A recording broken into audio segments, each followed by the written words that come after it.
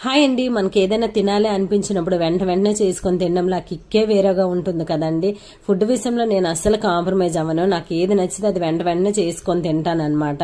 కానీ మా ఆయన ఎప్పుడు బయట నుంచి తెచ్చినా కూడా సరిగా తినేదాన్ని కాదు. కానీ నైట్ అయితే నాకు పెరుగ్గారెలు తినాలి అనిపించింది. ఇంకా నిద్ర లేవగానే పప్పు నానపెట్టేశాను.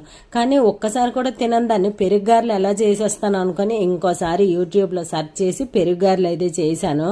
కానీ వాళ్ళు చెప్పేటట్టు వాటర్లో వేసేటప్పటికి గారెలు అవన్నీ తెల్లపోయాయి అనమాట.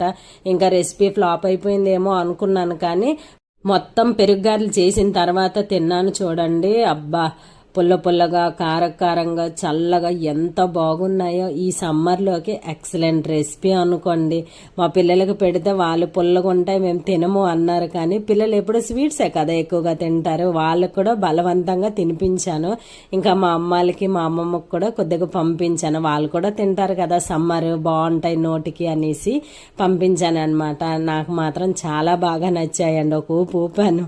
వీడియో నచ్చితే లైక్ చేయండి. Bye bye.